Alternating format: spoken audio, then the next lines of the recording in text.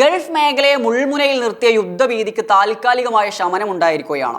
അയൽ രാജ്യങ്ങളിലേക്ക് നടത്തിയ ആക്രമണങ്ങളിൽ ഔദ്യോഗികമായി ക്ഷമ ചോദിച്ച് ഇറാൻ രംഗത്തെത്തിയിരിക്കുന്നു. ടെലിവിഷനിലൂടെ രാജ്യത്തെ അഭിസംബോധന ചെയ്യവെയായിരുന്നു ഇറാൻ പ്രസിഡന്റിന്റെ ഈ നിർണായകമായ പ്രഖ്യാപനം നടത്തിയത്. കഴിഞ്ഞ കുറച്ച് ദിവസങ്ങളായി ഗൾഫ് രാഷ്ട്രങ്ങളിൽ വലിയ ആശങ്ക പടർത്തിയ ആക്രമണ പരമ്പരകൾക്ക് ഇതോടെ അറുതിയാകുകയാണ്. GCC രാജ്യങ്ങളിലേക്ക് ഇനി ആക്രമണം ഉണ്ടാകില്ലെന്നും ഇങ്ങോട്ട് ആക്രമണം ഉണ്ടായാൽ മാത്രമേ ഇനി പ്രത്യാക്രമണം ഉണ്ടാവുമെന്നും ഇദ്ദേഹം കൂട്ടിച്ചേർത്തു. അയൽ രാജ്യങ്ങളിലേക്ക് കടന്നു കയറാൻ ഇറാന് യാതൊരു പദ്ധതിയും ഇല്ല എന്നും അദ്ദേഹം വ്യക്തമാക്കിയിട്ടുണ്ട്.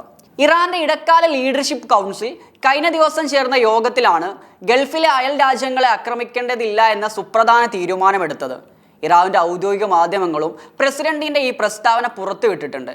എങ്കിലും അക്രമങ്ങൾക്ക് മുന്നിൽ ഇറാൻ യാതൊരു തരത്തിലും കീഴടങ്ങില്ല എന്നും ഇറാനെ എങ്ങനെയെങ്കിലും കീഴടക്കാം എന്ന ശത്രുക്കളുടെ മോഹം ഒരിക്കലും നടക്കില്ല എന്നും ആരെങ്കിലും ഇങ്ങോട്ട് ആക്രമണം നടത്തുകയാണെങ്കിൽ തീർച്ചയായും അവർക്ക് പ്രത്യാക്രമണം ഉണ്ടാകുമെന്നും അദ്ദേഹം കൂട്ടിച്ചേർക്കുന്നുണ്ട്. ഒരാഴ്ചയോളമായി ഗൾഫ് രാജ്യങ്ങളിൽ ഇറാൻ ആക്രമണങ്ങളാൽ വലിയ പ്രതിസന്ധി നേരിട്ടിരുന്നു. ഇറാന്റെ പരസ്യമായ ക്ഷമാർപ്പണം വന്നതോടെ ഭീഷണി ഇല്ലാതായതിനാൽ ഗൾഫ് രാജ്യങ്ങൾ ഉടൻ സാധാരണ ജീവിതത്തിലേക്ക് മടങ്ങുമെന്നാണ് റിപ്പോർട്ടുകൾ. താൽക്കാലികമായി പ്രവർത്തനം നിർത്തിവെച്ച ദുബായ് വിമാനത്താവളം വീണ്ടും പ്രവർത്തനം സജ്ജമായിട്ടുണ്ട്. പല രാജ്യങ്ങളിലും ആക്രമണങ്ങൾ നേരിടാൻ ഷെൽട്ടറുകൾ ഉൾപ്പെടെ സജ്ജമായിരുന്നു. ബഹ്റൈനിൽ ആളുകൾ കൂട്ടം കൂടുന്നതിനും വിലക്കുണ്ടായിരുന്നു. ഇതുൾപ്പെടെയുള്ള നിയന്ത്രണങ്ങൾ ഉടൻ നീക്കിയേക്കുമെന്നാണ് വിലയിരുത്തലുകൾ.